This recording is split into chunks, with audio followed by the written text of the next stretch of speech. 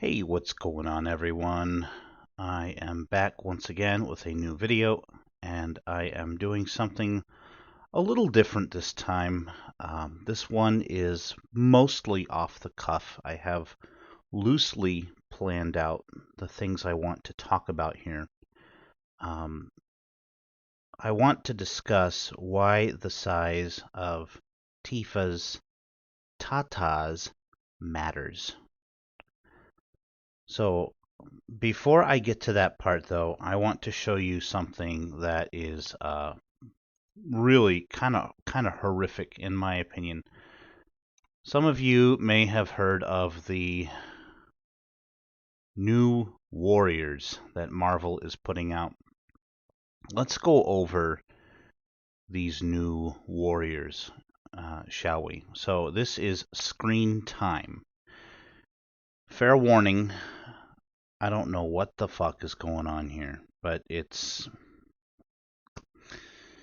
boy, I don't know what this guy was smoking, but well, let's have a look. It's not going to be pretty. So this is screen time.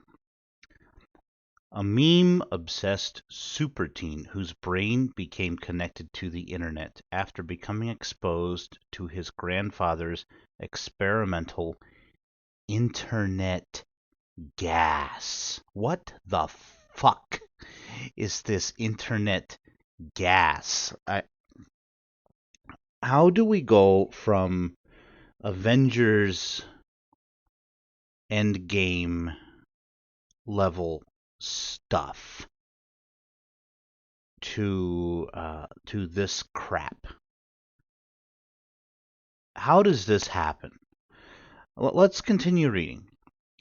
So he gives some information about these characters. And now in 2020, we have new warriors who have never grown up without the internet, and one character who appears to essentially live inside it. Great. So he breathes this internet gas, and he's obsessed with memes, and now he's constantly connected to the internet wherever he goes. The word screen time is only ever used in a sort of restrictive sense, and because we're doing a story about teenage rebels, a lot of the names are about teens fighting against rebels that are labels rather that are put on them. So with screen time, we liked the idea that he has infinite screen time. Oh boy, let's see what else we got here. Snowflake and safe space. Literally, terms that are meant to be insults are now being turned into names of superheroes. And this turn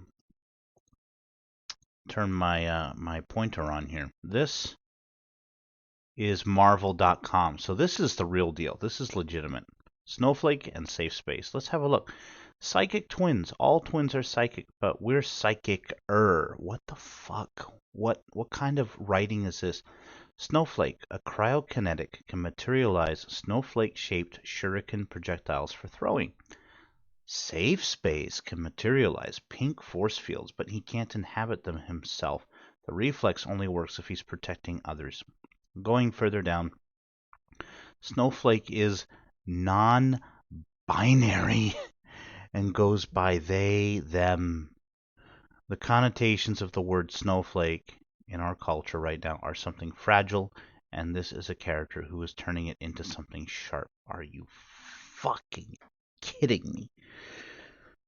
Oh, B negative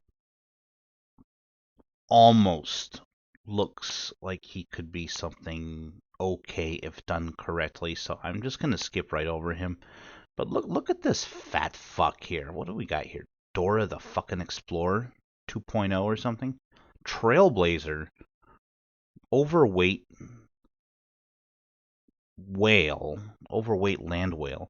Her magic backpack is actually a pocket dimension with seemingly infinite space from which she can pull out useful or random objects. It's not always under her control. She claims to get her power from God, but not the God you're thinking of. This is being promoted as a new series from Marvel that is supposed to be good. It's supposed to be successful. Are you fucking kidding me? No one's gonna buy this shit. No one is gonna fucking buy this shit. So, let's get to the point of the video. I have a couple of tabs already open here. Let's see, I'll exit that. So this is an old character model for Tifa. As you can see, her boobs are very big. Very nice to look at.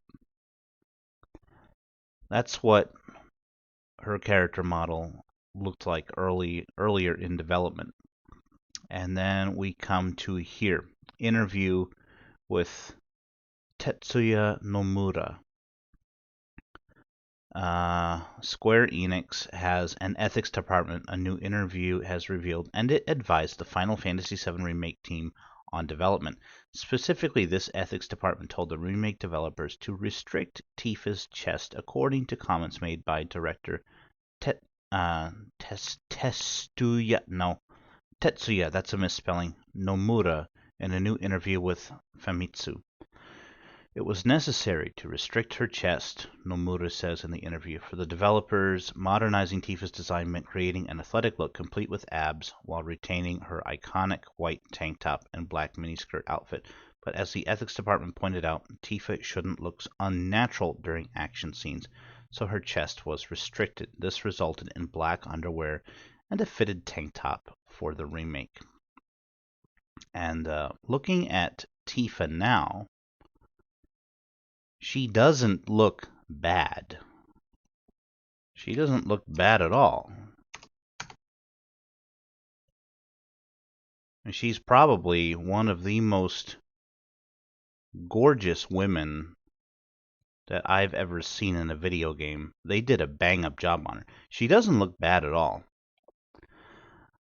So why am I saying this is a big deal? I will tell you why.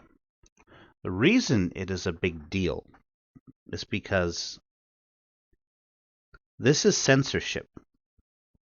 So if the director had simply said, yeah, we're changing her look so she doesn't look ridiculous during action scenes, I would have said, fine.